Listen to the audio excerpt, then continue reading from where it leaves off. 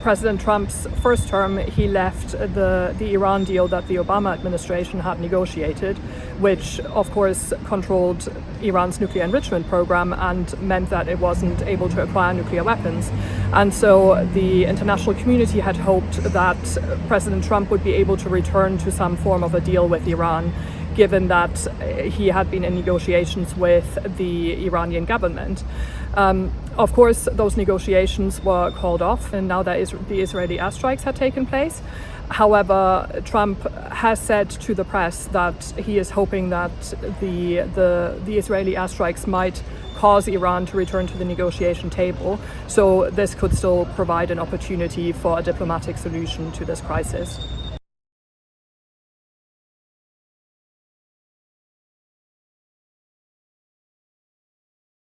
We know that the Israeli airstrikes have been extensive, but we don't know fully what the extent of the damage has been. We know that some high-level Iranian military officials have been killed, as well as nuclear scientists. But in terms of the damage to Iran's nuclear facilities, Iran claims that they've only been surface level, whereas Israel claims they've been extensive, and it's been difficult to assess exactly what the damage has been.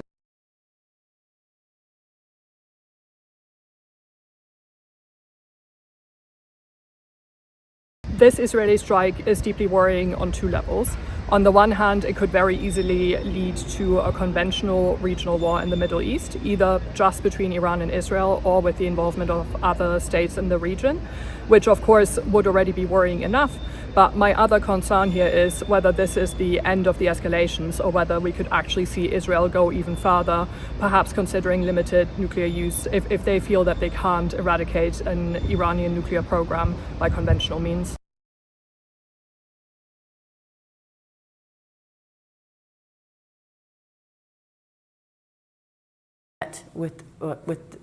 In Saudi Arabia, and when he was in his Gulf trip a couple of weeks ago. So, and that was received very positively, that there's also opportunities for business and growth and development and prosperity, and that is what this administration, in my personal view, is looking for the Middle East, a country where people of the Middle East are deciding their futures, not failed nation builders of the United States. The second gentleman asked a question. I'm sorry, that I wasn't really quite clear about. It's about Gaza, and I think the question was. So. Yeah, you. Yeah. Against the US because, and you want the gap. Distance itself from Iran, but the sentiments of the Iraqis are not against Iran. They are against the US policies. Well, they can be both, but yeah. Okay, so the question is, I got the question. Okay, if I just quickly. So basically, how can the US square its defense of Israel with its relationships in Iraq? I see what you're saying. Okay. So again, in my view, the United States is approaching this as Israel has been and will remain a very important strategic partner of the United States. Iraq is also an important strategic partner of the United States. But approaching the Iran, what has President Trump focused on when I started? It's America first. So how does this policy affect the United States?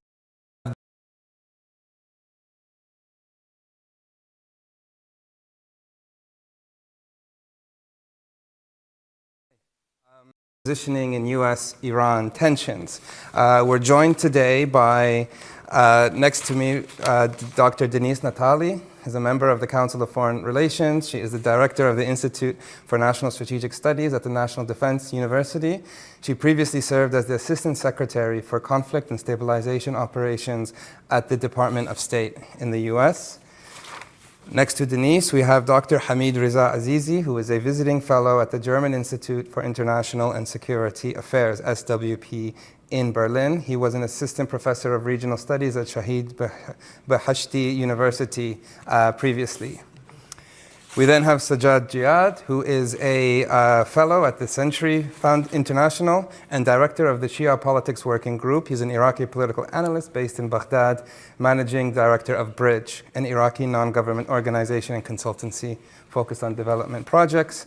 And a very warm welcome as well to Stephen Hickey, who is the director for the Middle East and North Africa for the Foreign Commonwealth and Development Office, the FCDO. And he was appointed Her Majesty's ambassador to Iraq in September 2019.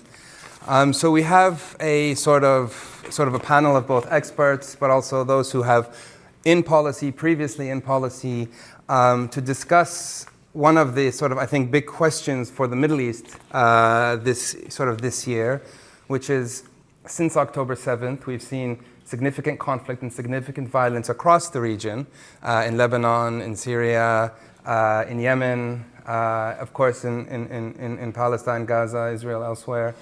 But Iraq has somehow remained insulated. Although Iraq has similar connections through Axis of Resistance and some of the groups, it's remained somewhat stable. And so that's the sort of puzzle that we will be discussing today, and looking forward as well what the trajectory of Iraq could be.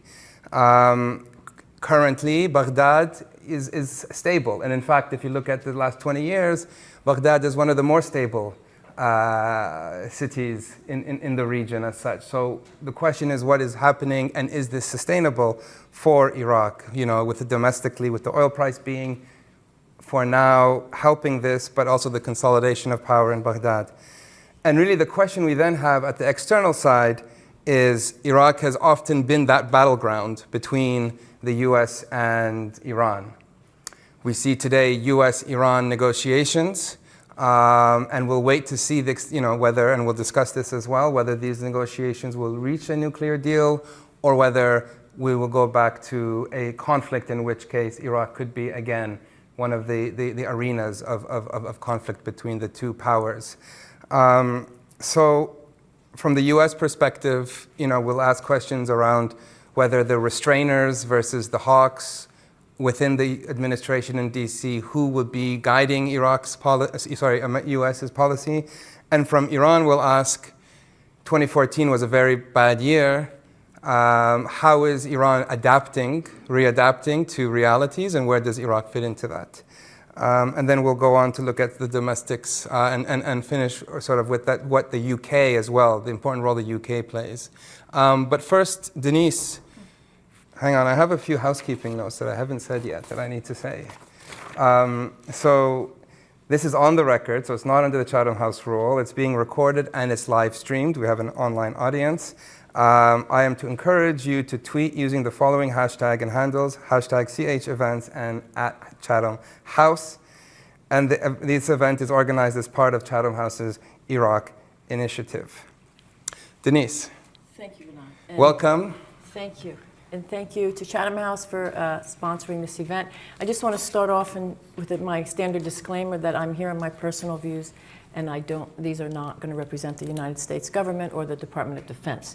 So how is the United States, how is the administration approaching Iran, you're asking? Well, maybe if you can kind of give us a sense of where, many people are trying to make sense of the US administration and where it's going. If you can help unpick some of that, and then specifically on Iraq. So I'll make it very clear, because it really is very clear, and President Trump has outlined this in the America First agenda prior to being elected, and it has stayed the same since. And that is, the United States will approach Iraq, it will approach its foreign policy with this America First agenda, which is looking at the United States can lead the world, can ensure peace and prosperity by ensuring that American interests are served first. That does not mean isolationism, but it does affect the way the United States engages with the world and the types of alliances that it will maintain.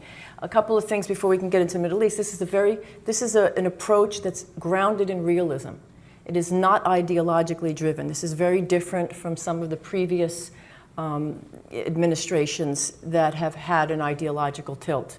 And this is also an approach that rejects international interventionism or the democracy promotion missions and all of these events that had the United States everywhere in the world. It's selective. It looks at countries, with bilateral relationships that can help advance American interests. So with that said, the United States is going to approach the Middle East with these priorities. President Trump said this from the get-go. We're going to end forever wars. And that still remains the same, working on Russia-Ukraine, working on the Israel-Hamas war and bringing the hostages back. That still remains a priority, and you've seen that with Special Envoy Witkoff. And the other part of the priority in the Middle East is deterring malign Iranian influence. That will remain a priority, and you've seen the maximum pressure campaign be reinstituted, and this administration has also, pursued other measures more forcefully, ensuring that these sanctions are enforced in ways that the previous administration did not, going after Chinese companies as well, lifting some of the waivers on Iraq, and also negotiating with the Iranian government in the effort to stop or prevent Iran from acquiring a nuclear weapon. So it's preventing Iran from acquiring a nuclear weapon, deterring Iran's sponsorship of terrorist organizations and some of these other missiles that are being developed and destabilizing the region. That does not just mean maximum pressure as we did in the first Trump administration. This is also, as we said, potentially preventing Iran from acquiring a nuclear weapon by and through negotiations as well. And this gets back to the very non-ideologically driven aspect of this administration, which has, quite frankly, annoyed those ideologues who are, a little bit peeved that there are even these negotiations going on in the first place. So I remain cautiously optimistic, but again, this is a very pragmatic approach. And at the same time, if Iran does not agree, or they cannot agree to these negotiations, there will be a continued and very forceful enforcement of the sanctions. Thank you. Sure. Hamid, Reza, on sort of from the Iranian perspective, following 2024, a year of major setbacks, how crucial are these negotiations with the U.S.? We've seen some hiccups along the way. How positive are you that they could actually reach a deal? And more generally, where does Iraq fit into Iran's adaptation right now in the region? Yeah, thank you. Thank you very much to the Chatham House for inviting me here. Let me start by the very important point you mentioned, the year 2024 and the developments. So zooming out a little bit, what has happened, where Iran is right now, and the perception by the Iranian leadership itself.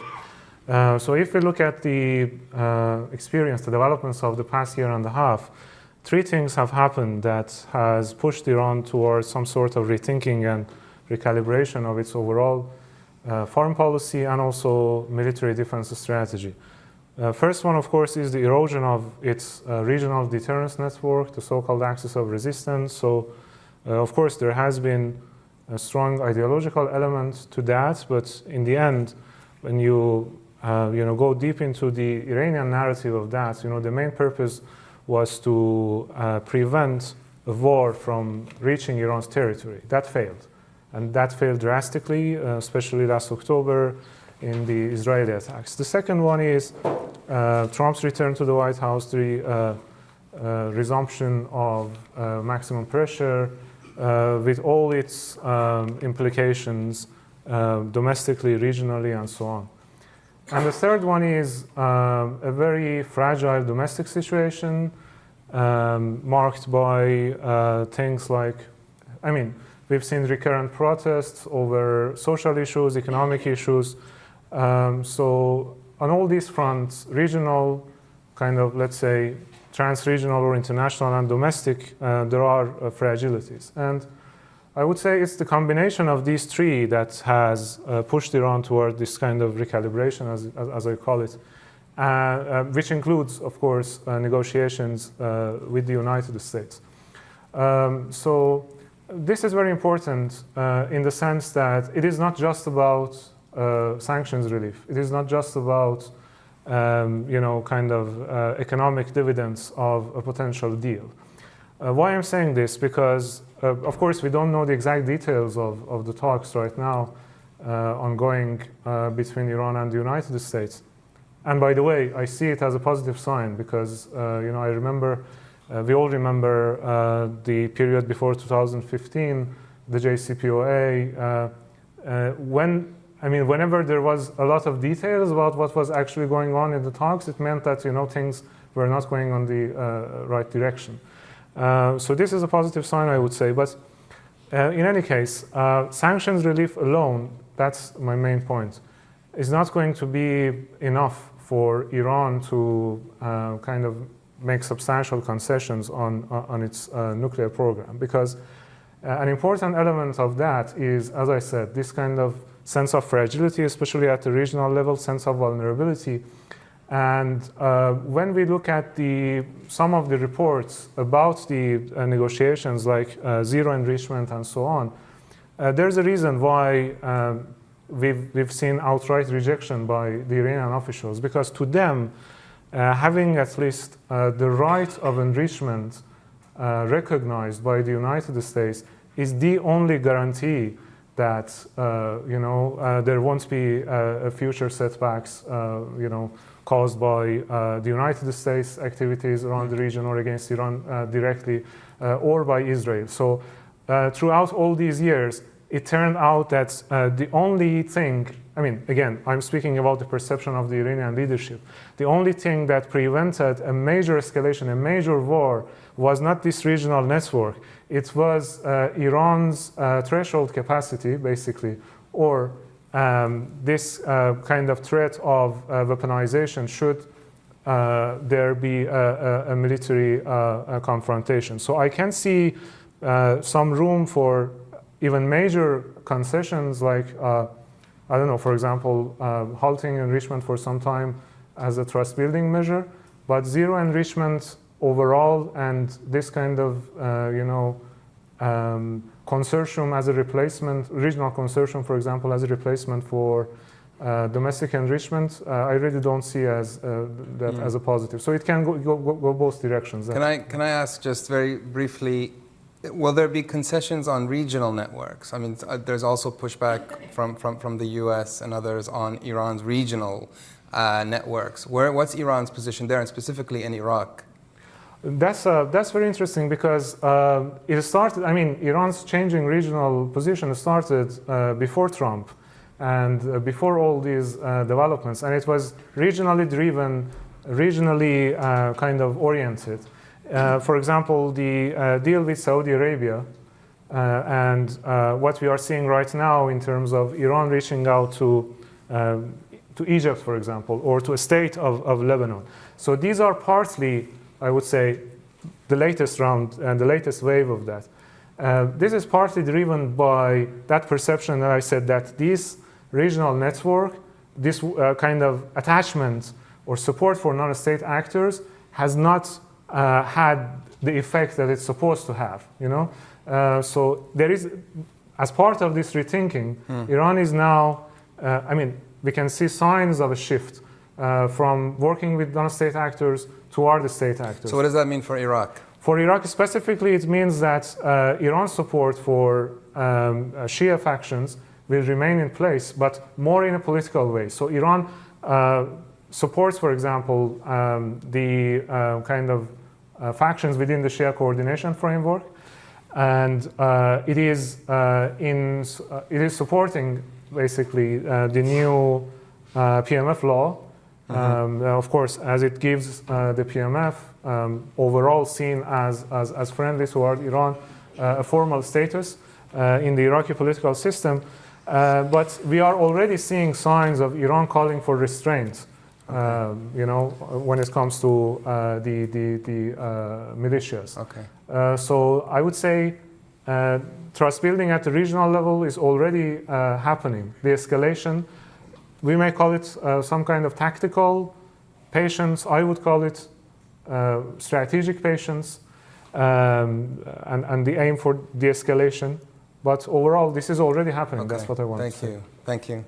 Sajjad, Iraq has somehow more or less stayed insulated from all these conflicts in the region, although it's deeply, networked across. How has this happened, and can this continue? It's a good question. I think the fact that we've had stability for almost 3 years is a success. We would not have expected this 3 years ago, that Iraq would have been able to escape the tensions in the region, being involved in Syria or in Lebanon or in Gaza. The fact that this government has survived, that there were doubts that such a government could, last a year, particularly with the fact that, an important component of the political scene, the Sadrists, decided to withdraw. So it's a qualified success, and probably an unexpected one from an objective point of view. But of course, I think, Iraq's stance has not really changed. Government policy, I mean. It wants to be friends with the US. It needs to have good ties with Iran. This has been fairly consistent. I don't think it's changed since 2010 or earlier than that. And I think the Iraqi government, the next Iraqi government, will also pursue the same policy. Iran is a neighbor. Iraq needs to have strong ties with Iran. It also wants to have a good relationship with the United States, with the international community, and it will do its best to remain neutral.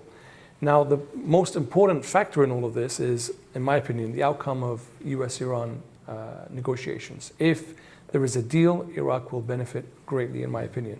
If those talks break down, I fear that Iraq will have a hard time preventing conflict of interest between the two countries inside Iraq. So for now, the outlook looks positive. I'm actually optimistic about this. I think Iran and the US will reach an agreement, and I think that will reflect well for Iraq.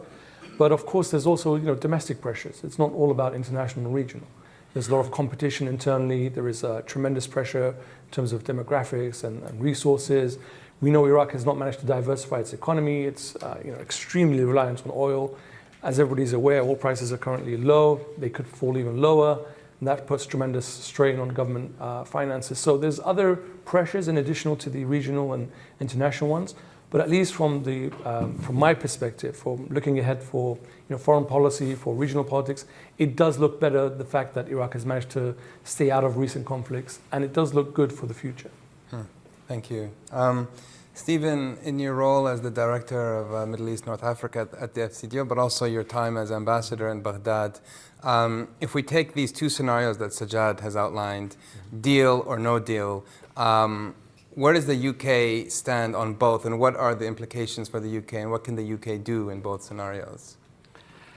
Well, thank you. Well, first of all, of those two scenarios, we strongly support the deal option. Yeah.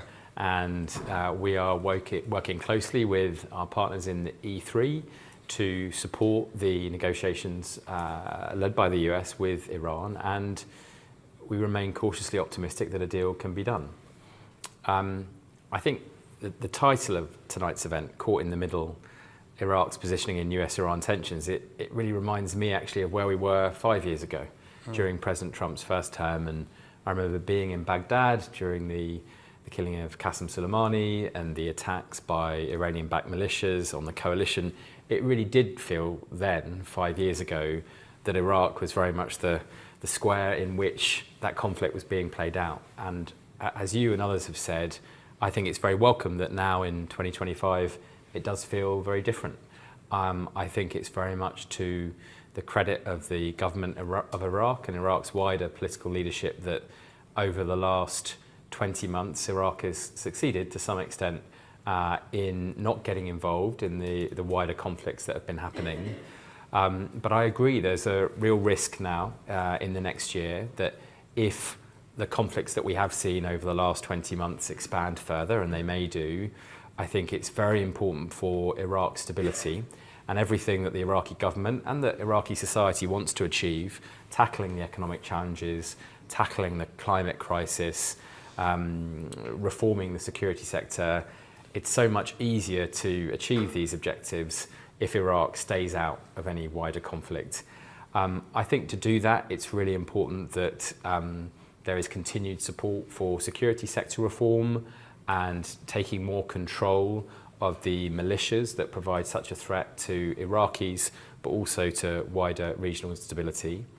I also very much welcome the gradual improvement between Iraq and its other regional neighbours, in particular the new Syrian government in Damascus and the governments of the GCC. I think that's very important for Iraq's stability.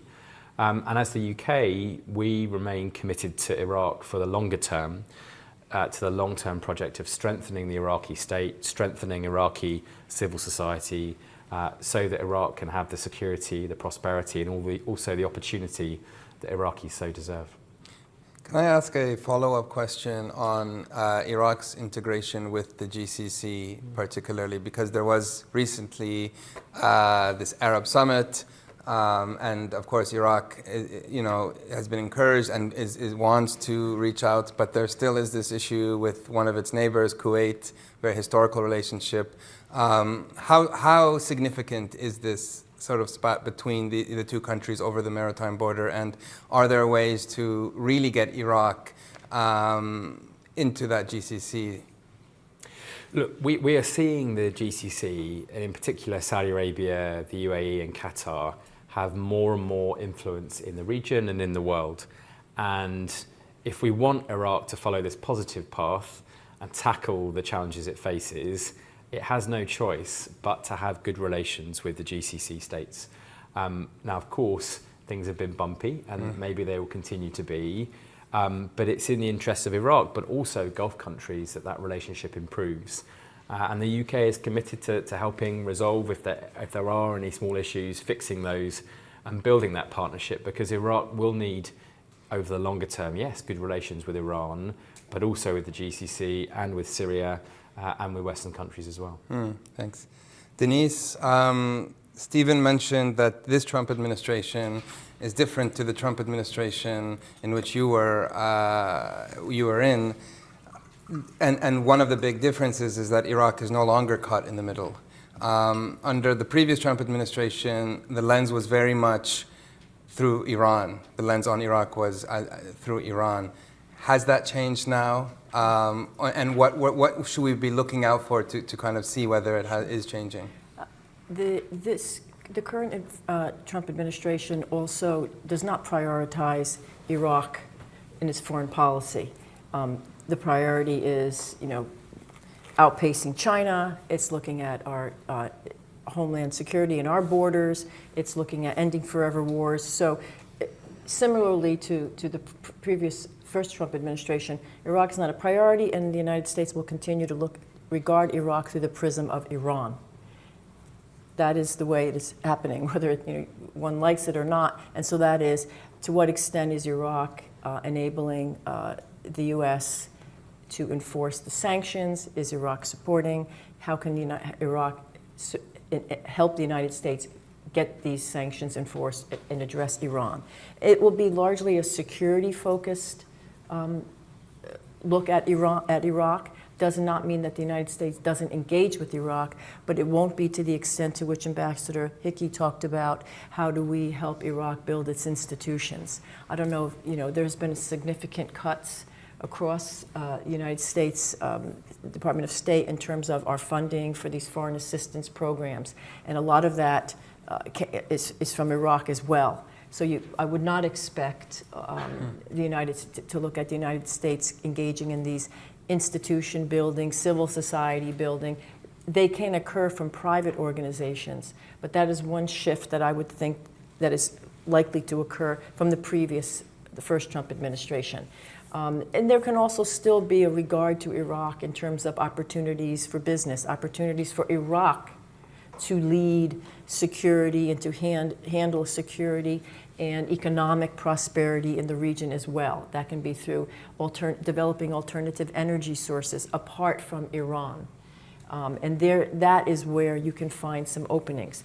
But the United States will continue to look at Iraq or regard Iraq through the prism of Iran, and the extent to which Iraq can deter Iranian-backed militias from harming U.S. assets or U.S. personnel. Again, you go back to these three questions that are asked across the government.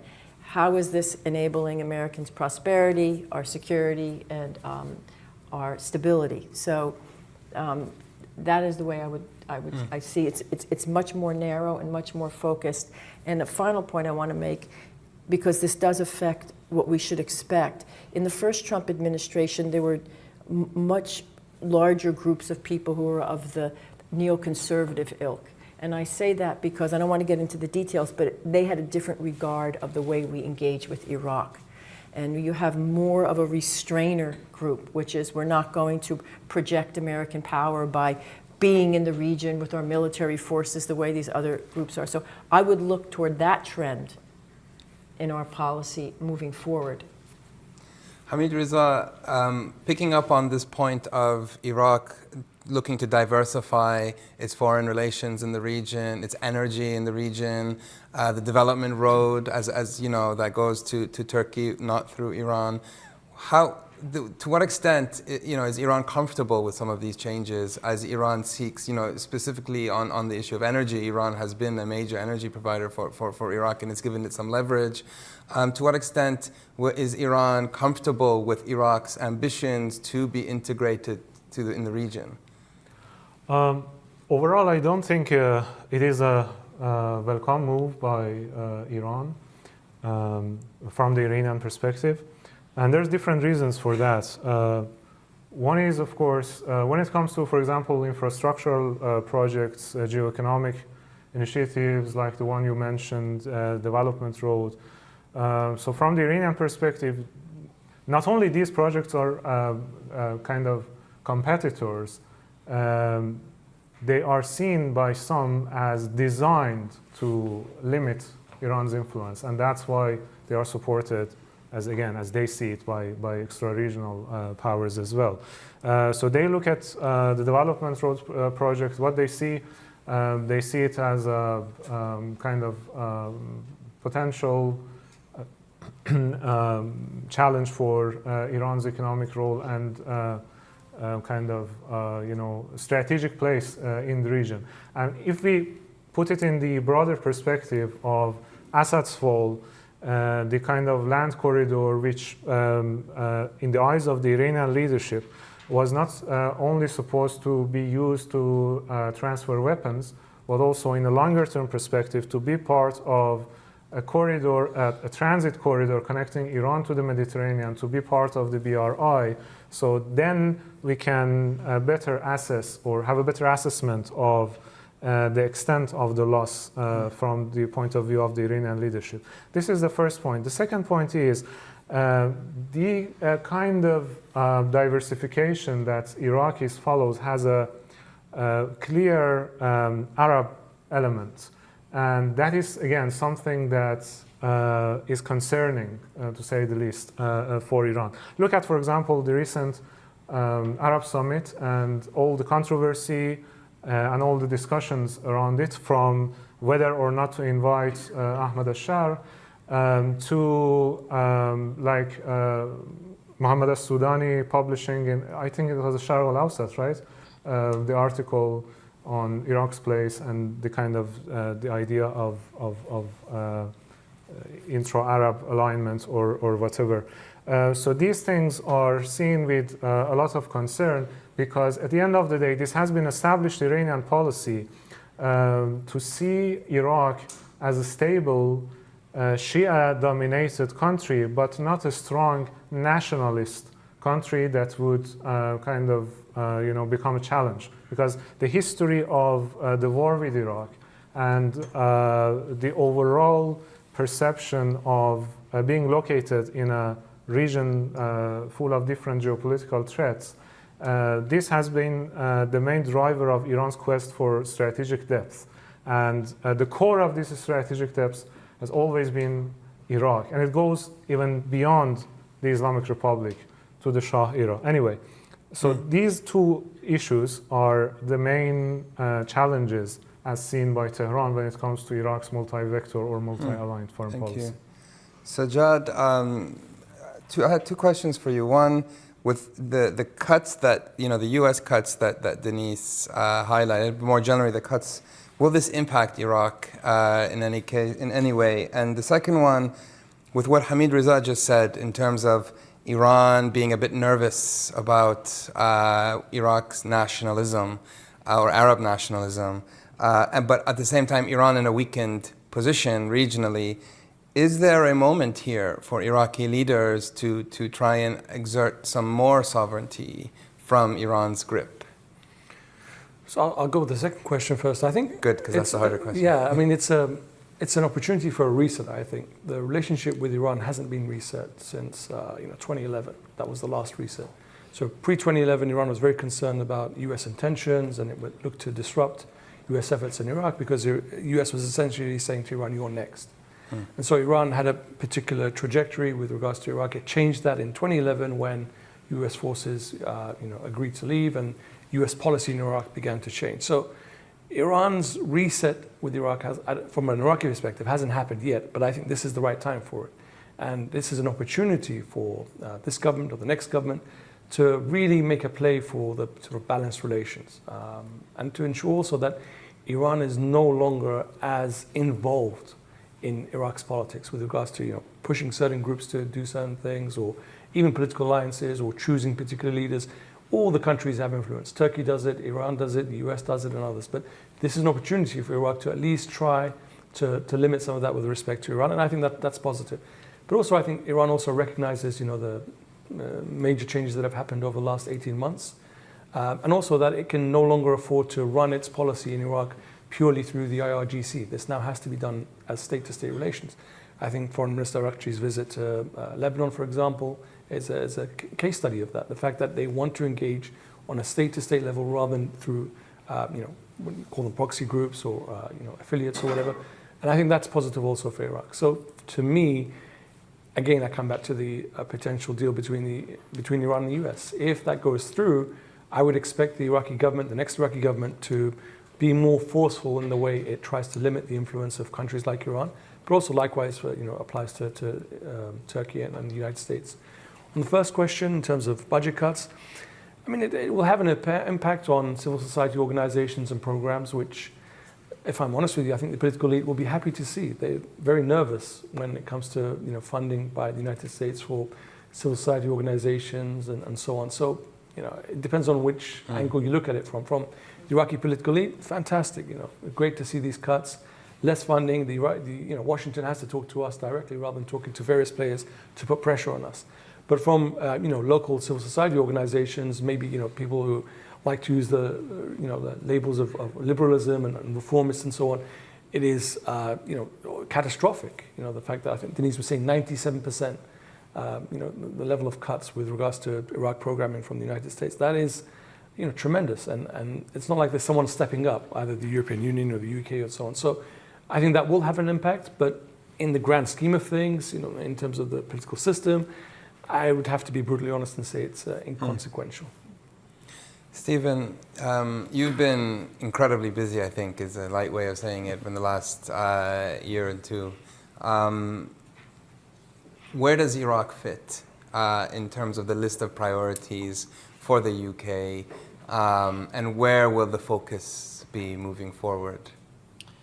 Well, I think it's a good thing for Iraq that Iraq hasn't been at the top of the news agenda or at the top of policymakers' agenda for the Middle East for the last 3 or 4 years. And that's a reflection of the fact that we have seen greater relative stability.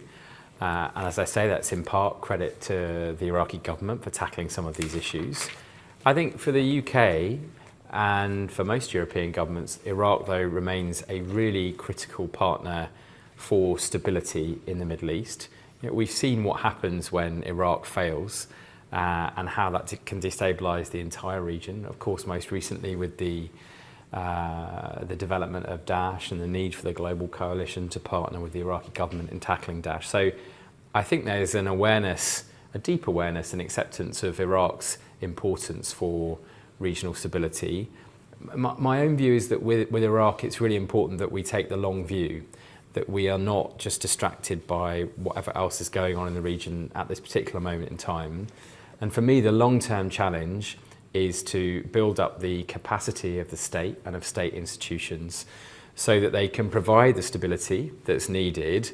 And also, the stronger the Iraqi state and the stronger state institutions, the less opportunity there is for outside actors to interfere, to destabilize and to weaken. And at the same time, we mustn't forget civil society. Foreign funding will rise and it will fall. I mean, there are a number of supporters of civil society in Iraq. The UK is a supporter, the European Union is a supporter. So we will continue to support civil society in Iraq because I think we know how vibrant Iraqi civil society is. We know how important it is to holding the political system and the political class to account in future years. So I am optimistic for the future of Iraqi civil society, and certainly the UK will remain committed to Iraq. Thank you.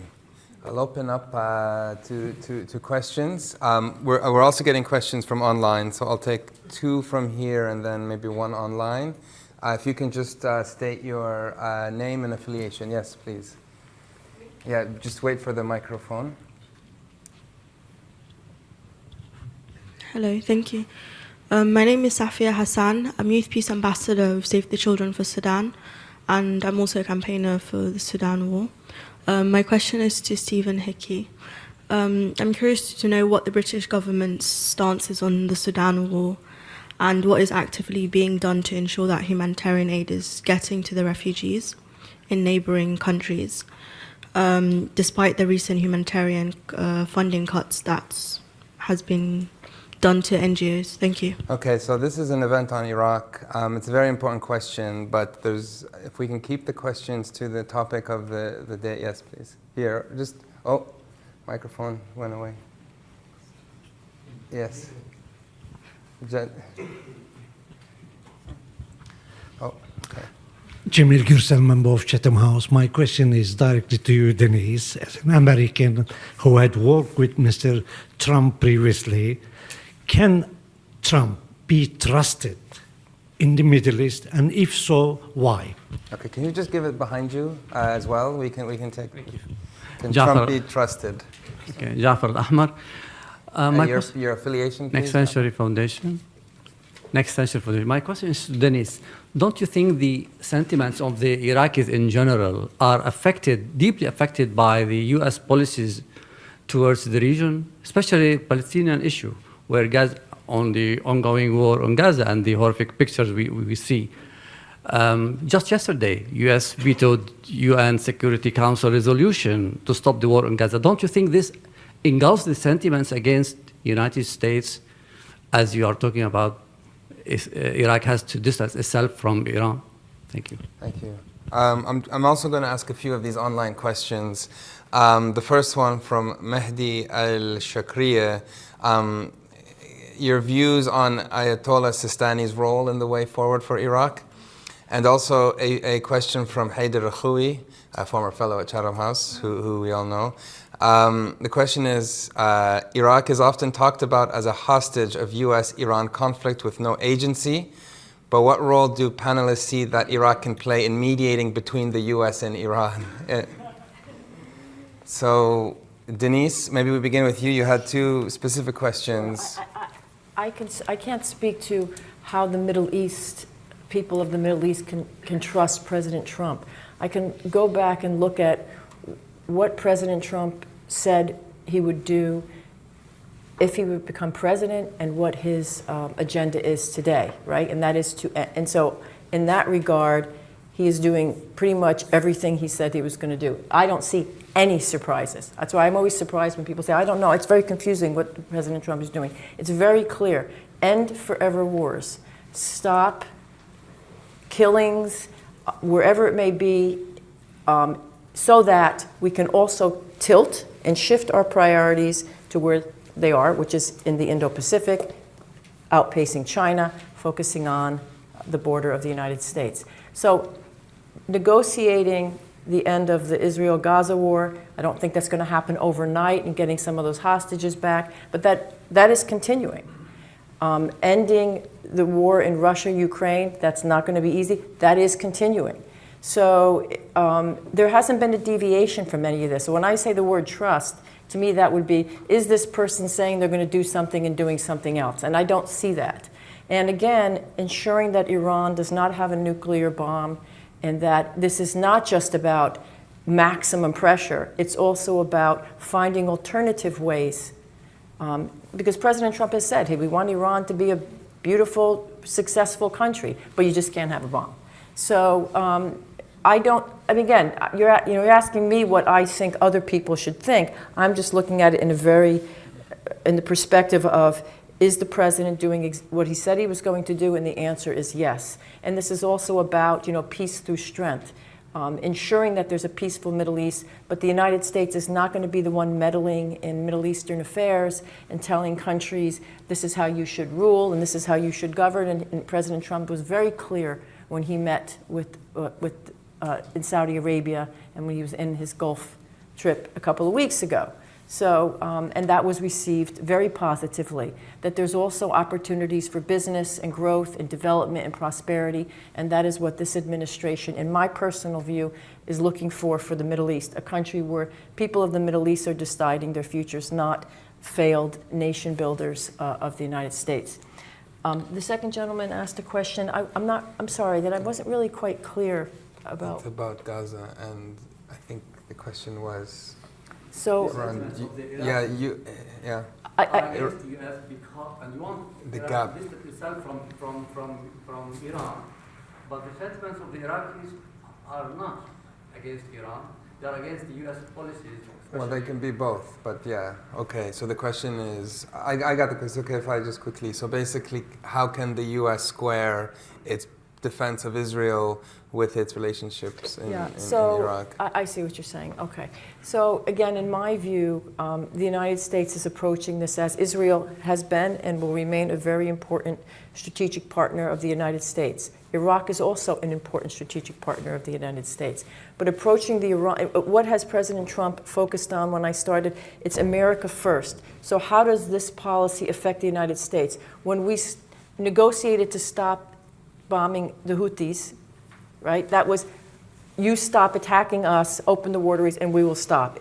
We didn't say you also have to stop attacking Israel. That doesn't mean Israel is not a partner, but it was, how is this affecting us? It's been very clear. And we had this discussion of how this administration has a bit of a different approach and a much more focused approach on how this is affecting American interests. So again, I can't shift and say, the United States is now going to regard Iraq separately. It continues to look at Iraq through the prism of Iran. But this is about ending these wars and doing what it takes, whether that be through business deals, whether that be through X, to end these wars so that the countries in the region themselves can determine their futures. Hamid Reza, can Iraq mediate between Iran and the US? That's a good question. I mean, the short answer is that I don't think, I mean, speaking from what I understand from the Iranian policy, I don't think that Iran is going to give such a big credit to Iraq partly for the reason that I mentioned, the kind of strong multi-vector foreign policy pursued by Iraq is not something that Iran wants to see. And mediating such a big issue like Iran-US tensions, that would be, of course, a huge credit to Iraq. But that's not the whole story. I mean, to put it briefly, Iran's approach toward mediation, international mediation overall, not just on the nuclear issue, is very selective, very pragmatic, and it is very much case by case, determined case by case, And on top of that, it depends on whether the actor that is expressing willingness for mediation, first, can it bring something on the table in terms of not just being a venue or a facilitator, but being an actual mediator? And second, whether there are competing interests, like if we look at how Iran reacted to the letter sent by, transferred by UAE, the US letter, they responded through Oman. Why? Again, because they didn't want to give credit to the UAE. They don't want to give credit to Saudi Arabia. They do use these channels in order to lobby the United States not to attack, to tone down its rhetoric, all these things.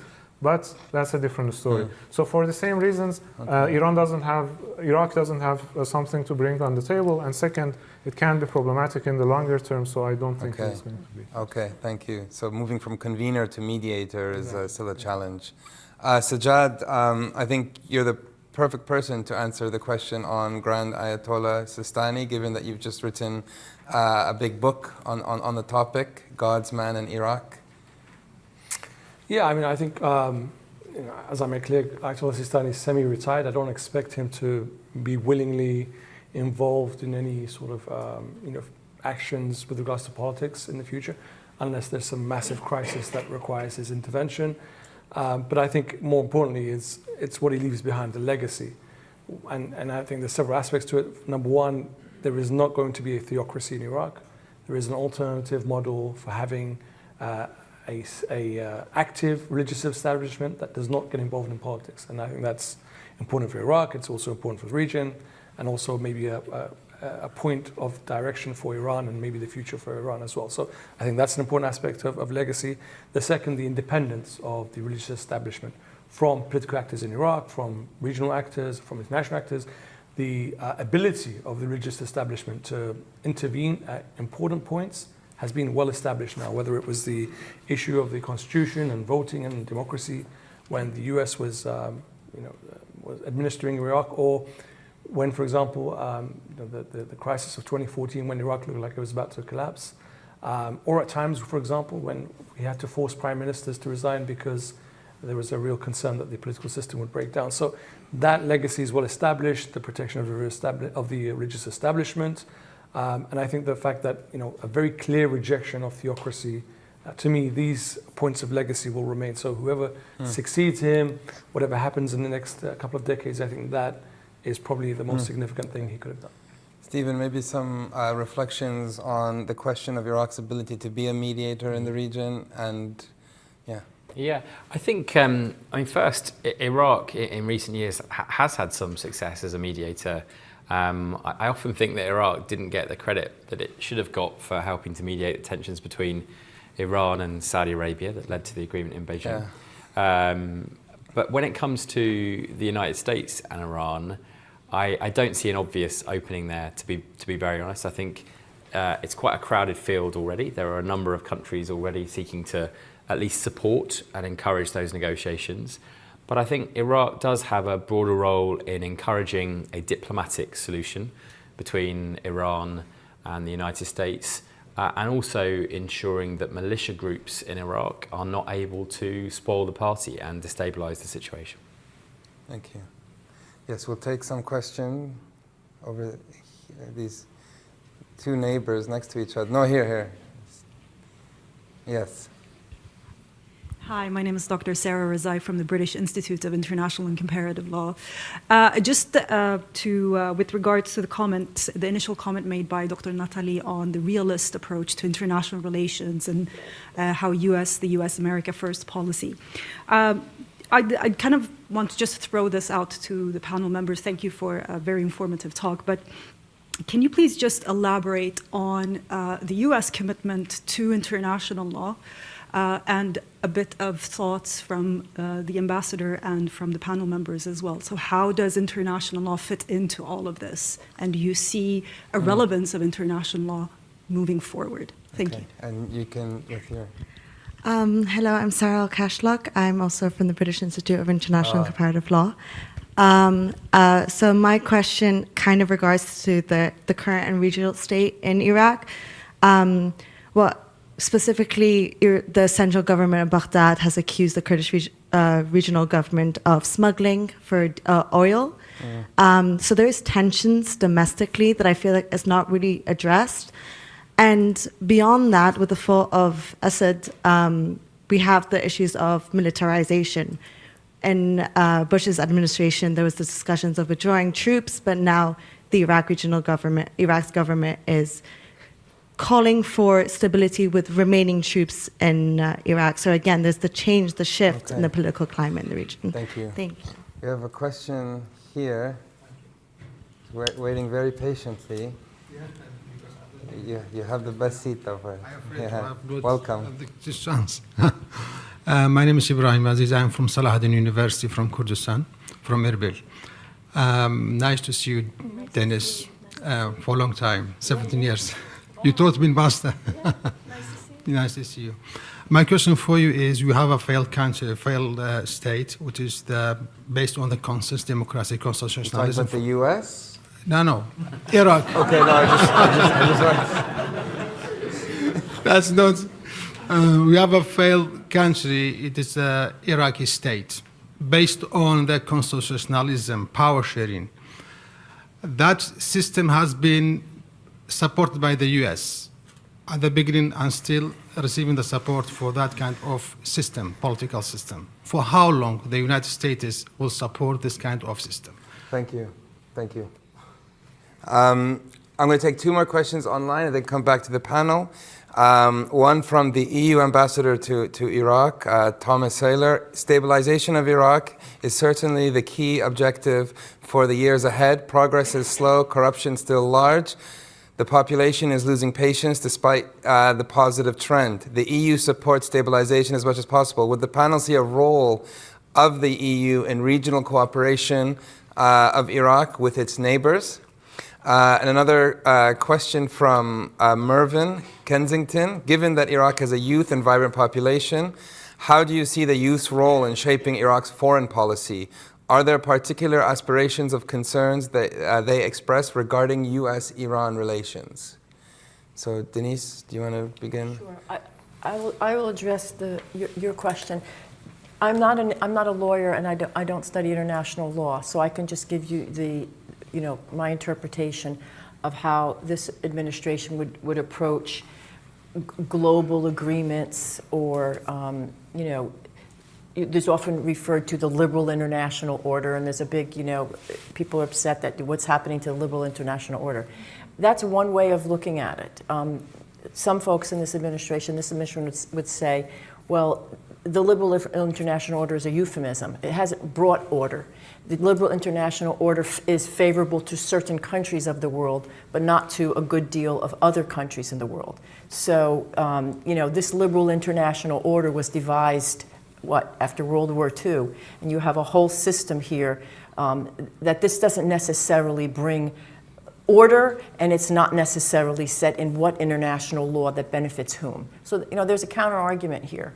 And that's the approach. And the second part, again, is if you're looking at an American First agenda, how does this liberal international order that was devised how many decades ago advance American interests? So you can either have an international order devised that's set upon people, or you can have a decentralized form of order, where instead of multilateral agreements, you have bilateral agreements.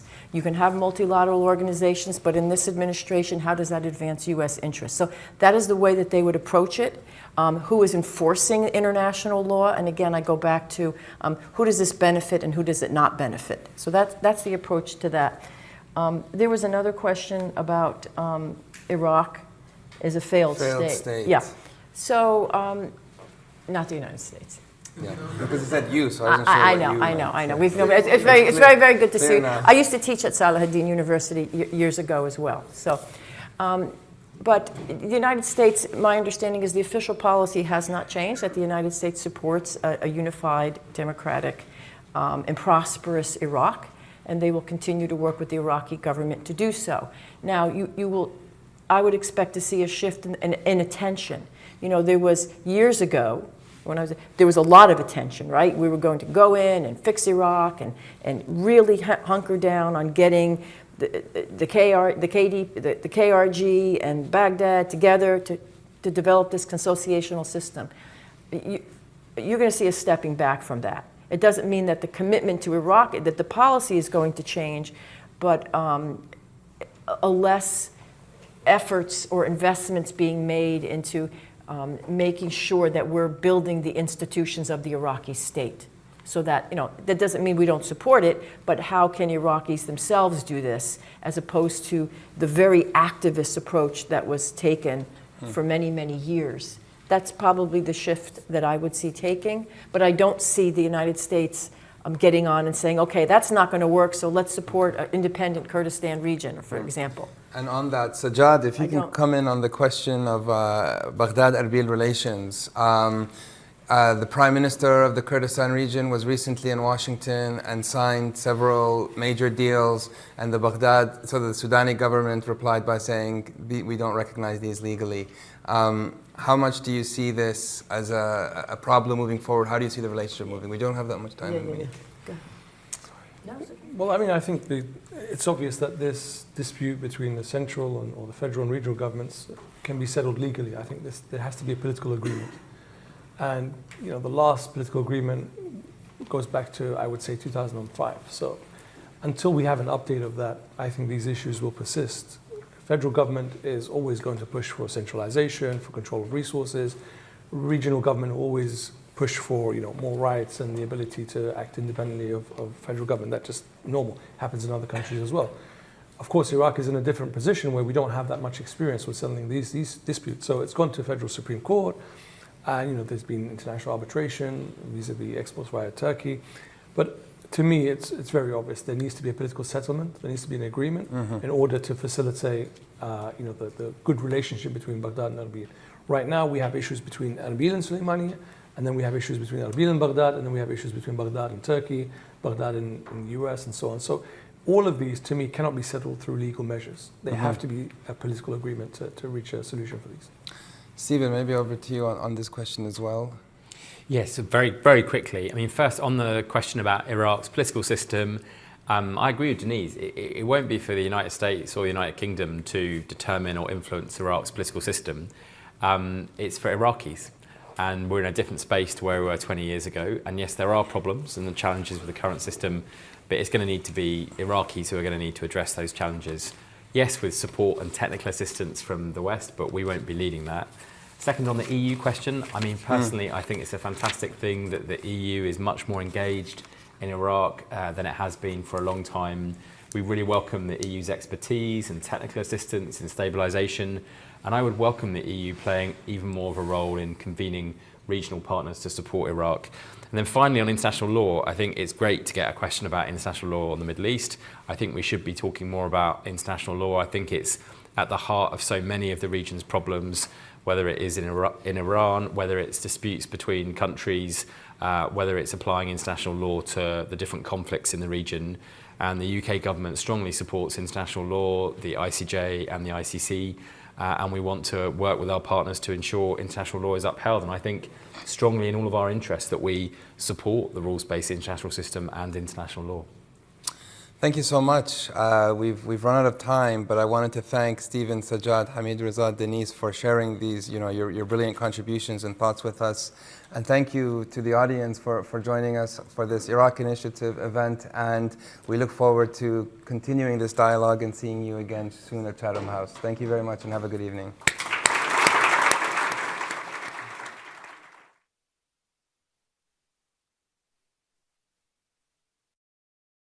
This Israeli strike is hugely worrying on two levels. On the one hand, we were already seeing how it could lead to a regional conventional war, first between Iran and Israel, but also potentially involving other states in the Middle East. But I am also really worried whether we might see even further escalation, especially if Israel feels that it can't eradicate or limit an Iranian nuclear program by conventional means, which might see Israel consider a limited nuclear strike. We know that Israeli strikes have been extensive, but we don't fully know what the damages have been. We know that Israel has been able to kill high-level military leaders in Iran, as well as some nuclear scientists. But in terms of the damage of the nuclear enrichment facility, we're not sure how significant that is at this point. Israel claims that the enrichment facility has been significantly damaged, whereas Iran claims that it's only surface level damage. So whether Iran is going to be able to continue to enrich or not is not set yet.